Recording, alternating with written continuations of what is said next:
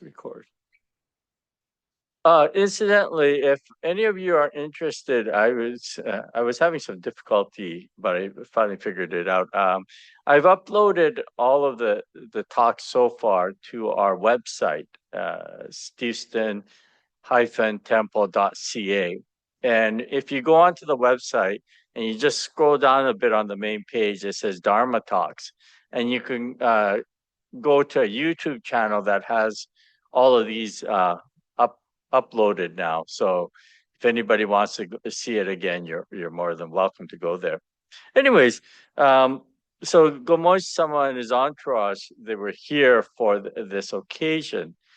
And we realized that the 20th, when we were having the opening service and ceremony, that it would be a madhouse. So we had decided to give the Gomonshi-sama and his entourage a private viewing of the temple, tour of the temple on the 19th, the day before, when it was much quieter. And so he was supposed to come, I think it was 2 in the afternoon. And just before he came, so just as the Gomonshi-sama and his entourage, they left their hotel in the limousine and they were headed towards the temple. Well, just that very instant, Toronto got they call it the gorilla rain or storm. It got a deluge. It was a storm like we've never seen before in Toronto. It was record setting. In fact, looking out from the temple, I couldn't see the other side of the parking lot. The rain was coming down so heavy. Several of the roads in Toronto actually got washed away because of this rain. So, anyways, this of course delayed the Gomonshi's entourage. Number of traffic lights had gone out, and it was really quite an event. It didn't last that long, maybe half an hour, but it was quite the rainfall. But as we were waiting for the Gomonshu and his entourage to come, one of our members, I was looking out the window at the parking lot, looking at the rain coming down, and one of the members came running up into the office and said, Sensei, there's a terrible thing happening. The Hondo, it's leaking. And I was shocked. And so what happened was when we built the brand new temple, they built a skylight over the Hondo. It actually wasn't a skylight. It's actually like a glass room that caps the top of the Hondo.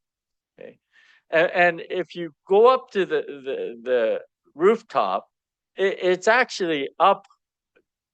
The glass is not flush with the roof. It's raised, like there's a flashing that's around it. But because the rain was so heavy, the drains it backed up, and so the water just kept on getting higher to the point where it actually did go to where the glass was, and it started coming in. So when I went into the Hondo, it was like a waterfall where the Onaijin was. Right in front of the Naijin, it's like a waterfall, and I thought, oh no, this is you can understand.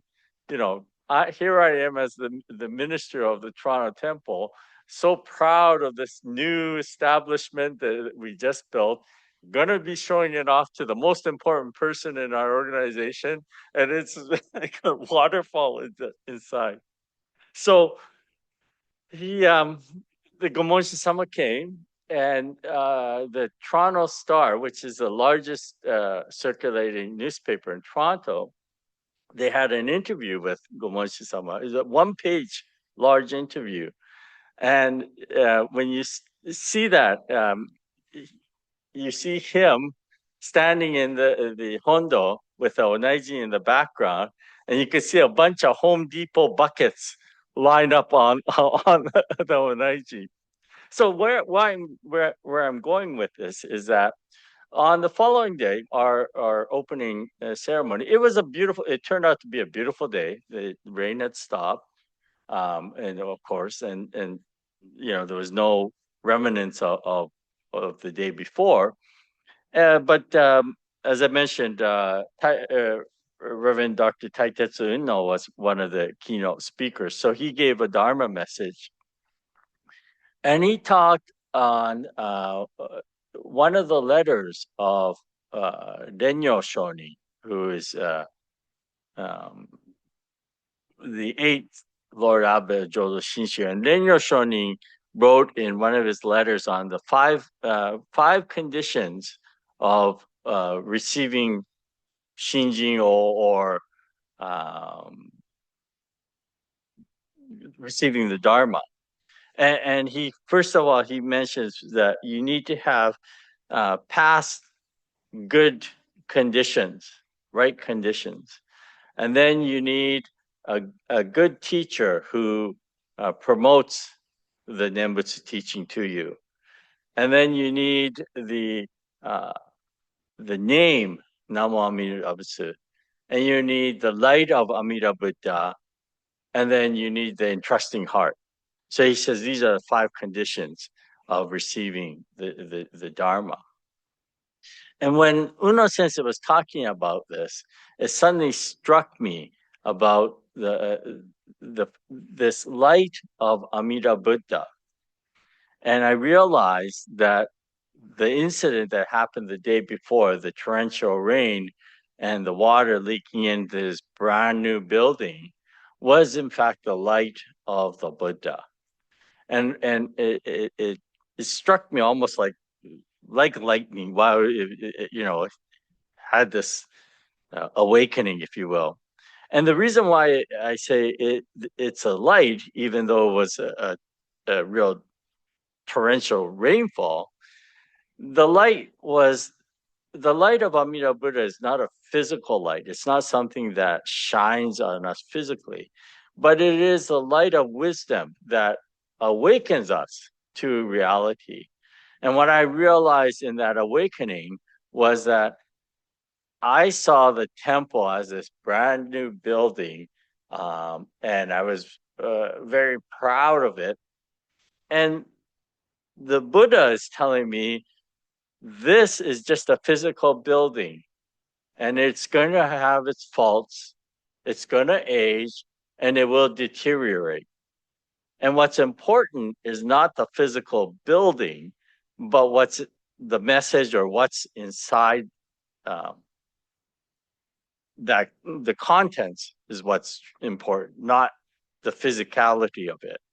So that was the light to tell me, don't be too proud of the physical nature of things, but in fact, realize our impermanence. Yet at the same time, that we are receiving this Dharma.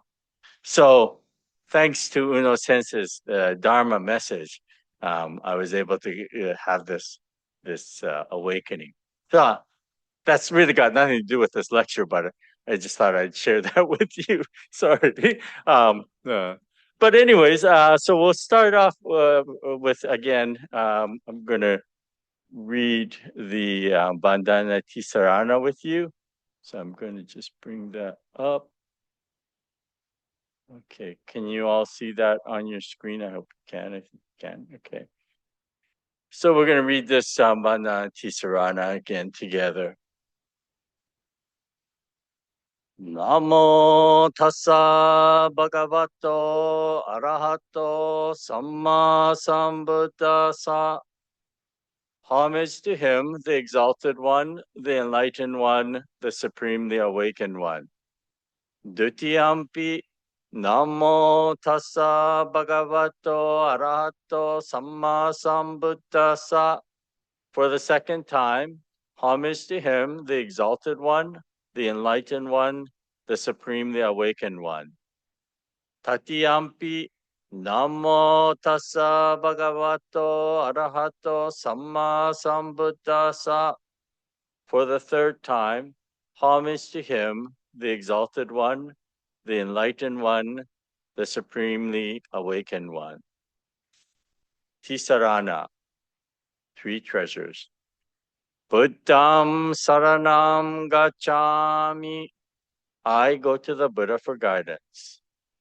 Dhamman Saranam Gacchami. I go to the Dharma for guidance. Sangam Saranam Gacchami. I go to the Sangha for guidance. Dutiyampi Buddham Saranam Gacchami. For the second time, I go to the Buddha for guidance. Dutiyampi Dhamman Saranam Gacchami. For the second time, I go to the Dharma for guidance. Dutiyampi Sangam Saranam Gacchami. For the second time, I go to the Sangha for guidance. Tatiyampi Buddham Saranam Gacchami. For the third time, I go to the Buddha for guidance. Tatiyampi Dhamman Saranam Gacchami. For the third time, I go to the Dharma for guidance. Tatiyampi Sangam Saranam Gacchami. For the third time, I go to the Sangha for guidance. Namandos. So I wanted to also show you, actually, sorry, I should bring that back up. Okay. So today we're continuing on with the development of Pure Land Buddhism. And I mentioned, we started, I believe, this last week, but I wanted to go a little more in depth to this. So Pure Land Buddhism is, of course, the main figure in this is what we call the figure of Amida Buddha. Amida Buddha is what we call a Sambhogakaya or reward body. Okay? So as Buddhism develops following the historical Buddha, begins this shift of becoming more universal truths and talking about how all sentient beings can attain enlightenment, etc. And so there begins to have these different philosophies or understandings. And one of the primary differences that comes about is that there are some, particularly what we call the Mahayana school, the larger vehicle school, starts talking about the 3 Buddha bodies. What we call the Dharmakaya, the Sambhogakaya, and Nirmanakaya. These 3 bodies are aspects of the Buddha. In the early Buddhist teachings, particularly Theravada Buddhist teachings, they only recognize the historical Buddha, Shakyamuni Buddha. He is the only Buddha. Okay. Some of the early schools will only recognize him. But as Buddhism develops, there's introduction to many Buddhas. And according to our understandings, is that Shakyamuni did in fact talk about many different Buddhas. And what these Buddhas are sort of they're formed from what we call the Dharmakaya. The Dharmakaya is the Dharma body. It has no shape, no form, no color. It's beyond our conceptualization. It is all around us, encompasses us, but we can't really grasp it with our limited minds. And so from that Dharmakaya, expressions are formed. And one of these expressions, we call it the reward body or Sambhogakaya. And there are numerous Buddhas that are an expression, this reward body, if you will. And one of those Buddhas is what we call Amida Buddha. So the difference between the Dharma Kaya and Sambhoga Kaya is Sambhoga Kaya actually takes form and shape, um, and color, and generally there's a chronological story or um, a tale that goes along with that Buddha. And normally that they'll have a beginning, but they don't have an end. They're still talking the Dharma or expounding the Dharma at this present time. So that's what we call the Sambhogakaya. They're manifestations of this Dharmakaya. They manifest themselves so that we can grasp, um, to an extent, this Dharmakaya. And then finally, there's what we call the Nirmanakaya. The Nirmanakaya is the historical Buddha, has a beginning, but also has an end. So there's a lifespan that we look at. And they then teach about these Sambhogakaya, these eternal Buddhas, reward bodies. And through talking about these Buddhas, then people get a grasp of something that goes beyond that. Okay. So as Buddhism, as time goes on, particularly in Eastern Asia, this idea of this reward body Buddha, or one of the major ones being Amida Buddha, becomes more and more popular. Okay? And Amida Buddha is known as the Buddha of infinite light, Amitabha Buddha, and infinite life, Amitayus Buddha. And although there are several hundred sutras that the Amida Buddha comes out in, many of these he'll be a name in a list of many other Buddhas. So it may be just referenced in the sutra. However, there are a number of sutras where he takes the main is the main character in the sutra. And the three in particular that we in the Japanese Pure Land is seen to be very important is this largest Skavati Vyuha Sutra, Bussetsu Daimuryo Jukyo in Japanese, or the largest sutra on Amida, the contemplation on Amida Sutra, Bussetsu Kanmuryo Jukyo in Japanese, and the smaller Skavati Vyuha Sutra, Bussetsu Amida Kyo, the smaller sutra on Amida Buddha. And these three sutras lay the foundation upon which the Japanese Pure Land gate of Buddha Dharma is based. And through the many centuries, through India, China, and Japan, there were 7 great teachers that Shinran Shonin revered and called them the 7 patriarchs. So I'm just going to pull up. Just give me 2 seconds here.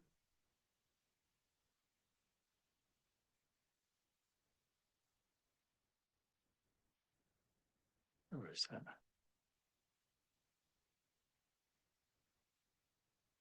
Where did hang on a second, sorry.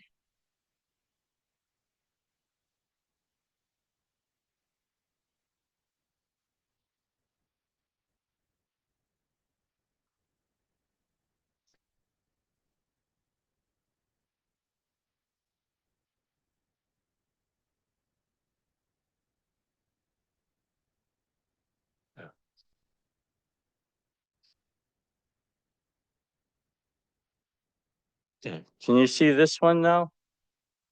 This is the what we call the Pure Land lineage, if you will.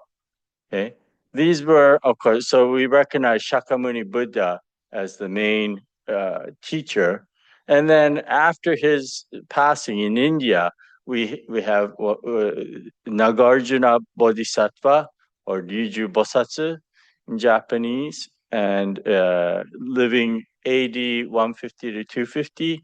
And then following him was another great master by the name of Vasubandhu Bodhisattva, Tenjin Bosatsu in Japanese.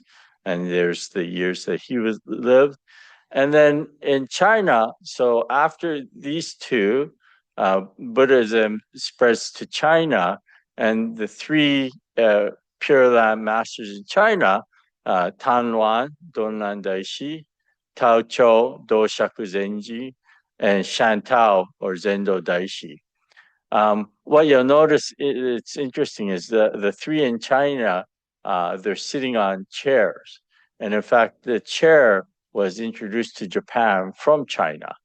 And so you'll see in Japan, the two monks, patriarchs, Genshin Kasho and Honen Shoni, or Genku is also his name.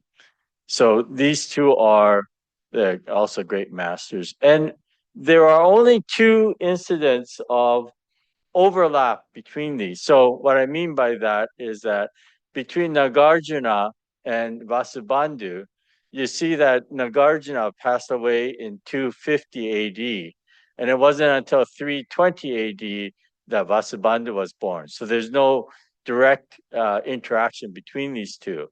But when we get down to China, between Tao Cho and Shan Tao, there's an overlap. So Tao Cho lived till 645 AD, and Shan Tao was born in 613. So Shan Tao actually learned directly from Tao Cho as well. And the only other incidence of overlap is between Honen Shoni and Shinran Shoni. So Honen was Shinran's direct teacher. Okay, so these seven, and I'll send this to you. Some of you might already have it.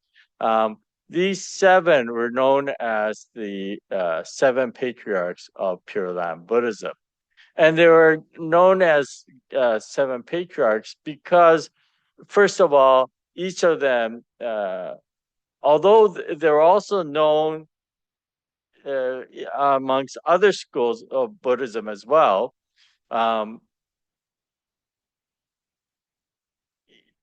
Each of the like many of the other schools of Buddhism will consider some of these monks as their own patriarch in their lineage as well. However, as far as Pure Land Buddhism is concerned, they each have expressed a desire to be born into Amida's Pure Land. That was one thing that they had in common. And they all wrote a commentary or treatise pertaining to the Pure Land Sutras.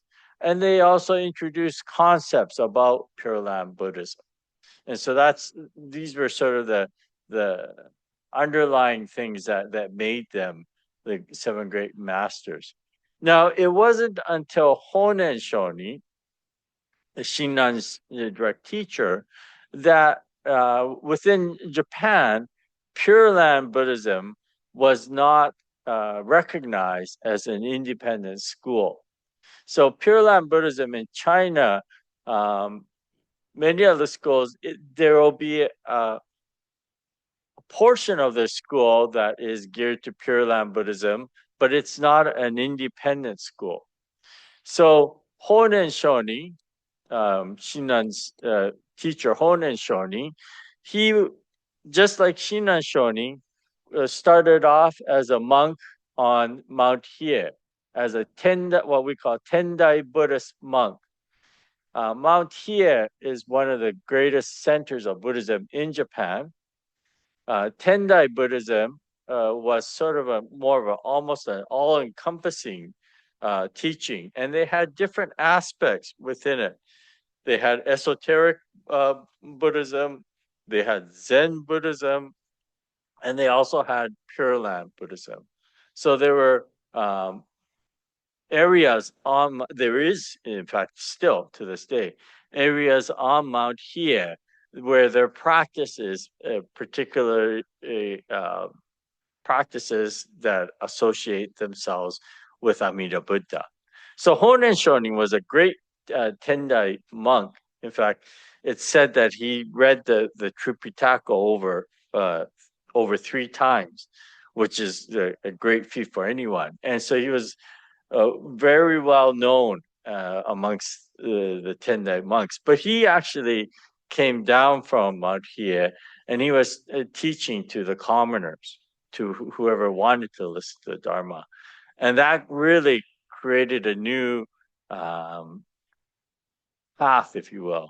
And it was one that ended up getting persecuted by the traditional schools of Buddhism, because what it did was it empowered the lay people.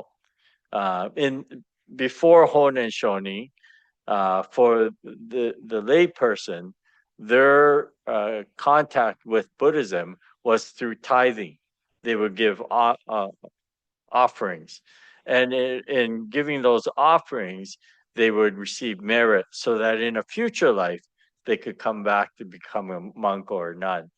But Honen Shonin actually brought the teachings down from Mount Hiei and said, "Here's a path that anybody could listen to." Okay, and so he's the Honen Shonin is given credit for as the founder of Japanese Pure Land Buddhism, because what he said was, this is actual independent and viable school of Buddhism. One could follow just this particular path and attain enlightenment or nirvana.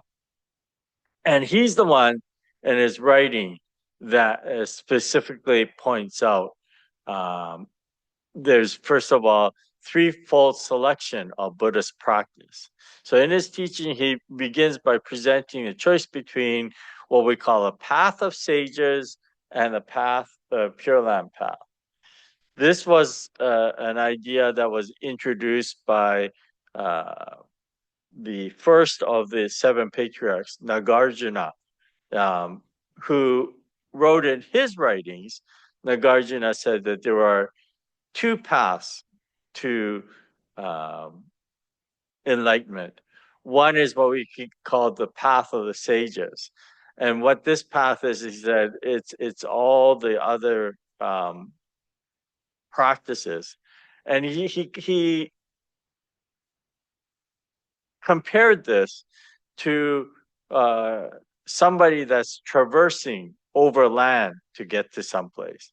And he said it's very arduous, it's very difficult to go follow this path, because you have to climb over all these different things.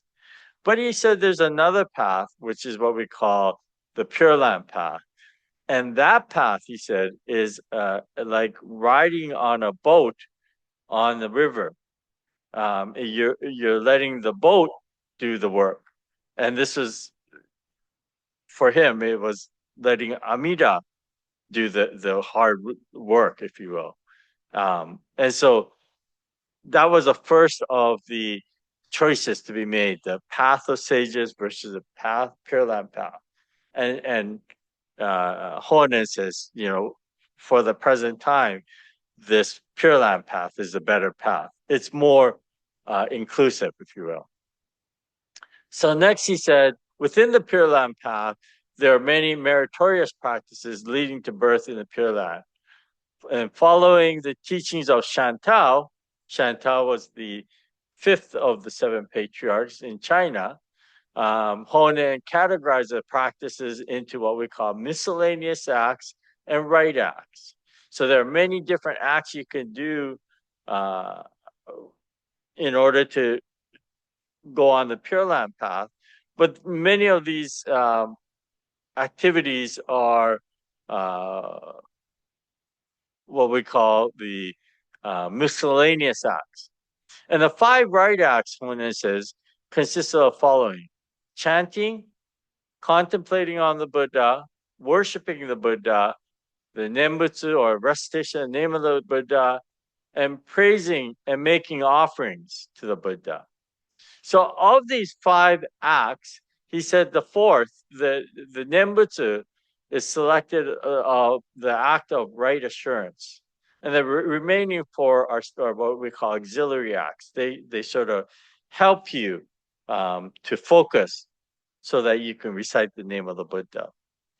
And so Honen said, this is the path, the Pure Land path but anybody can follow. And he says in his writings, he continues on by saying, when I consider things carefully, if there is the thought to detach oneself from birth, death, of the two superior paths, one should put aside the path of the sages and into a path of Pure Land way. Once one is determined to enter the Pure Land path, then, from the two practices of right and sundry practices, they should throw aside the sundry practices and select the right practice. And when one has determined to practice the right practice, then again, from the two acts, right and auxiliary acts, they should put the auxiliary acts on the side and choose to concentrate solely on the right act. And the right act is none other than recitation of the name of the Buddha, Amida. By reciting the name of the Buddha, we are assured of birth in the Pure Land. This is because the act is in accordance with the primal vow.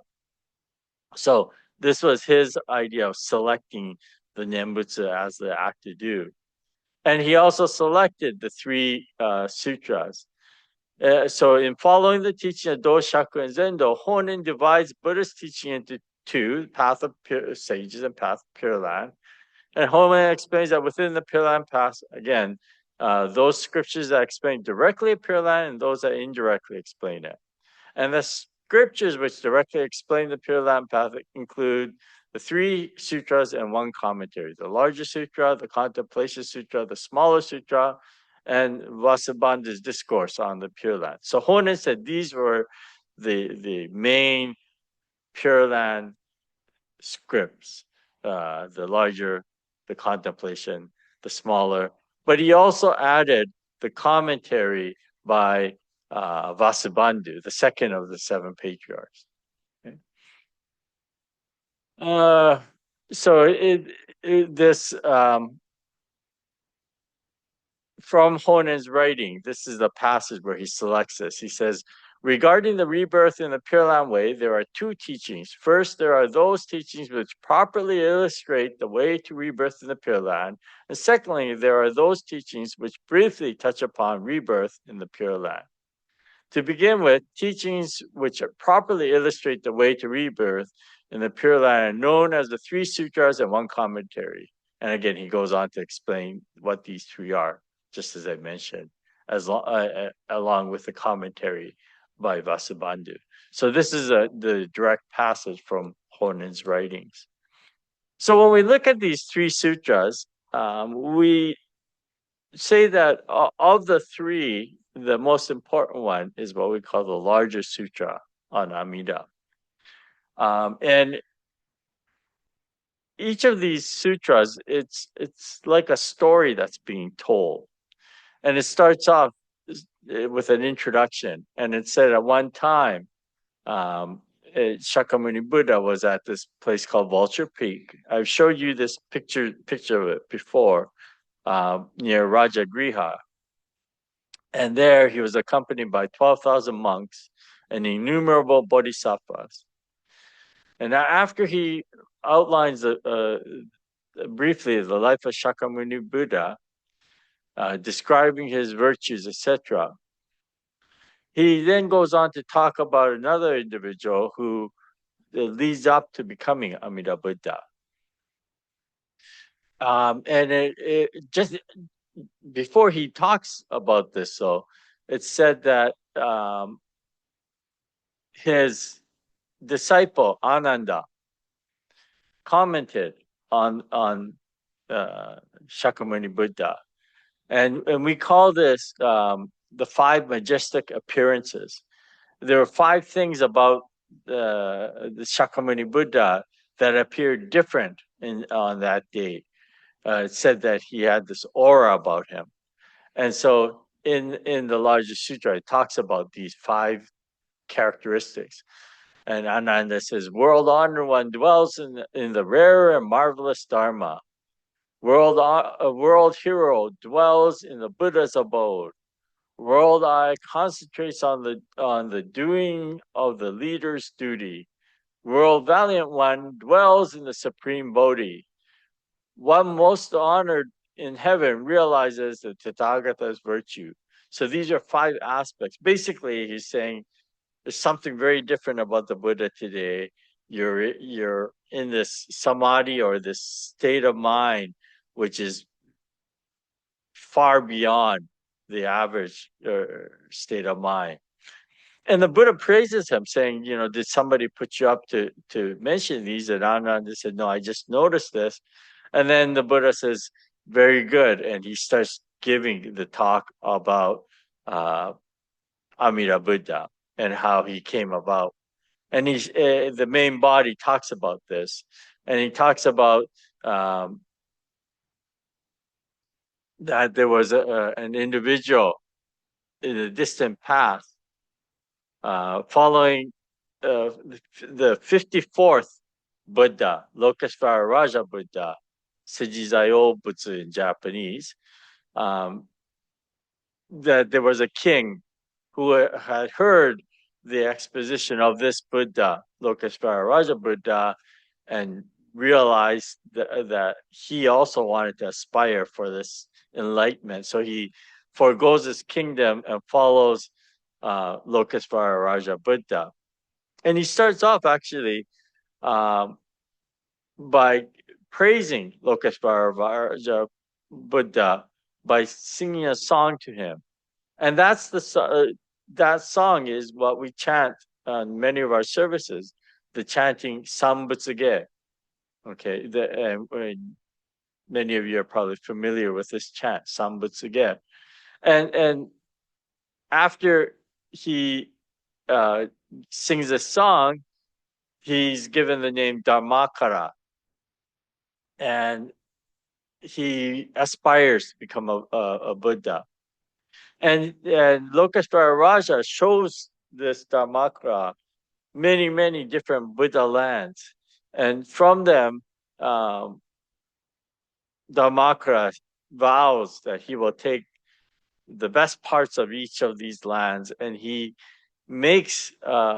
contemplates for many eons, and then finally he makes what we call the 48 vows.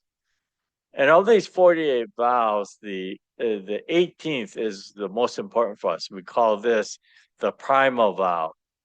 And the Nembutsu is in Shinan's following or teaching is understanding this primal vow. That's the crux of Jodo Shinshu Buddhism. The primal vow states that if and when the Buddha is to attain enlightenment, the sentient beings, when they receive the sincere mind of Amida and desire to be born into the Pure Land, and if they should not so be born, then he would not attain enlightenment. Except there are those, he says, that commit the 10 grave offenses or slander the Dharma. So this is what we call the primal vow, and understanding this is the well is what Jodo Shinshu it tries to do by figuring or receiving this primal vow. The one can receive the workings of Amida Buddha. And at the end of making these 48 vows, he then again repeats or he sings another song. And this is called the Jusei Get. And again, this is one of the chants that we do on a very regular basis. And again, he's repeating to the Lokesvara Raja Buddha that he has now completed his vows or fulfilled his vows, the 48 vows, and he starts off by praising the Buddha again, and so that's the Jusei Get. And then Ananda asked the Buddha whether this Amida has now become a Buddha, and uh, or Dharmakara has become a Buddha, and he's told that he became a Buddha 10 kalpas ago, and it resides in what we call the Pure Land in the West, and that he continues to expound the teachings to this day. And then there's a very in-depth description of what the Pure Land looks like, and then description of Pure Land and the beings born there, and that ends the first part of it. And then the part two of the sutra is how one attains birth in there, and he talks warns the people of various what we call the five evil acts, etc. It's now 8:30, and anyways, in the end, the Buddha encourages beings to hear and practice the teachings. And the the largest sutra, as I mentioned, of it, this sutra, the most important part was the fact that the Buddha said, if all sentient beings receive the mind of Amida Buddha, then they will be grasped in this state of non-retrogression and are assured to be born in the Pure Land. This became fundamental for Shinan Shonin, was understanding this, receiving the name of the Buddha. And the right practice was seen to be this reciting the name. And that actually comes out in the Amida Sutra, actually, praising the name of the Buddha. So the Contemplation Sutra, and I'm not really going to get into it today. I squandered a lot of time again. How should we do this? Well, we'll just have to start in the new year with the Contemplation Sutra. It's quite a very interesting sutra. Um, and I'll start, I will email everyone again as to when we'll be starting up. Probably third or fourth week in January, I'm thinking. But I will send these notes out to you anyways. There's a lot in here. And so that you could have this, and then we could talk about it starting the new year again. And if you have any questions, please feel free to ask me. I have a tendency to ramble on. So, hmm. Does anybody have questions at this time, or?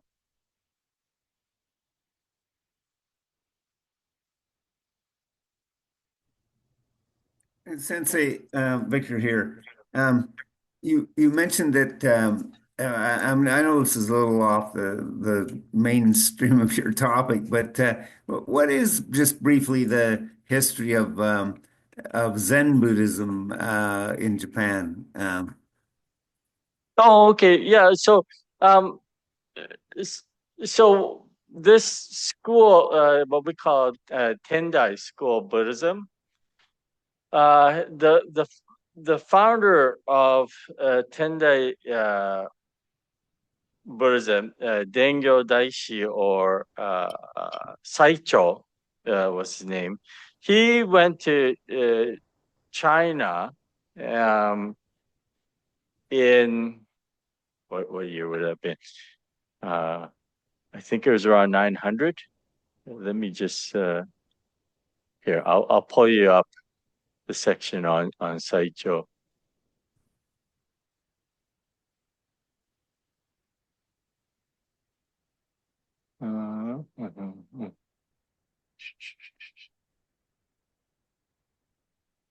Mhm.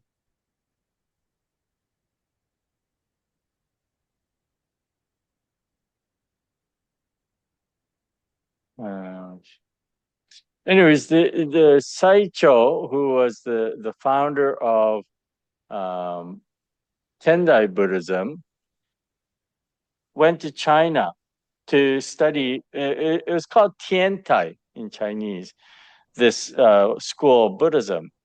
But while he was there, he also studied Chan, which is the Zen, and he studied esoteric Buddhism. And when he came back to Japan, um, he was, might have it here. Hang on. Oh no, that's Japanese. I don't use that.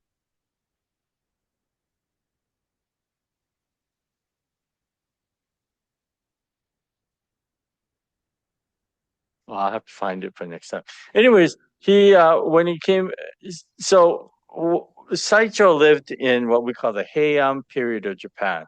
This is a period before Shinran, before Honen, and he was commissioned by the government to go to China to study. And so when he goes there, he comes back with various lineages, if you will. And originally, the emperor asked him to set up a temple in Kyoto, which was the capital. Uh, or was it Nara that he was asked? Anyways, he refuses and he requests to be able to start a temple on this Mount Hiei, and he's granted that. So he starts this temple, and it grows and it becomes um, within this umbrella of Tendai Buddhism. You'll have different aspects of it, like esoteric Buddhism, like um, Pure Land Buddhism, like Zen Buddhism, and in fact, uh, many of the uh, founders of these schools, unique schools that were founded in Japan, were originally monks who came from who studied on Mount Hiei as a Tendai monk.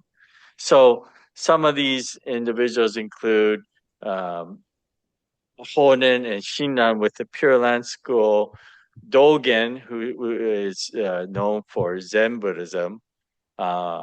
He came from that school. Nichiren, who founded the Nichiren school of Buddhism, he also came from uh, studying at Mount Hiei. So Mount Hiei ends up becoming almost like a university of Buddhism, where you have all these different um,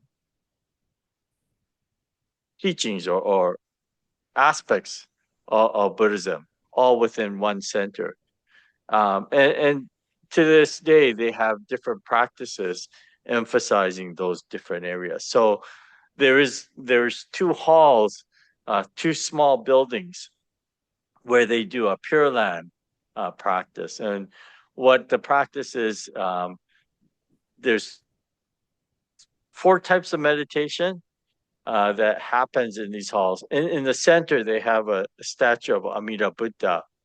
And one of the practices is, so for 90 days, they do a practice. One of them is to circumambulate, like go around the statue and recite the name of the Buddha, constantly reciting the name. And during this 90-day period, um, when if they're doing the walking meditation, they're not supposed to lie down or sit down, except for when they're going to the washroom or eating. So they have these ropes. There's four pillars with the statue in the center, and there's ropes that surround the statue, and they're supposed to tie themselves to this rope and sort of stand and rest, if you will. So the one meditation is to walk constantly for 90 days. There's another one where they sit constantly for 90 days.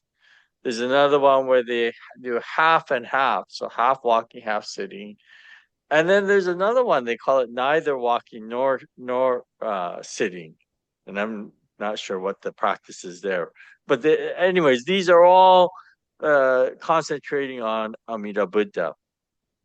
And actually, there's a famous temple in Kyoto called Eikando, and in there, there's a very famous statue of Amida Buddha, and the reason why it's famous is that the statue of the Buddha has his right hand up like this, and the left hand, like the Amida statue, except its head is looking over its shoulder backwards. And it was said that the monk at Eikando was doing a practice, the circumambulating practice, one day when he became so tired that he started slowing down, and it said that he saw the Buddha in front of him, looking back at him, saying, "Don't give up, hurry up, come on." So there's a statue. If you go to Kyoto and look up Eikando, it's the Buddha is looking over his shoulder. Okay. Anyways, that's here nor there. Yeah. So the origin of Zen Buddhism and many of the other schools that were uniquely Japanese came out from this Tendai Buddhism, Mount Hiei. And they came out. So Buddhism entered into Japan around 650 AD. It was introduced through the imperial court um, from China, and many of the independent schools then formed around 500 to 600 years afterwards, like the Pure Land schools, Zen schools. They all came out as independent lineages about 600 years after Buddhism was first introduced into Japan. Okay. Sorry, I think I rambled. No problem. Thank you very much. Yeah.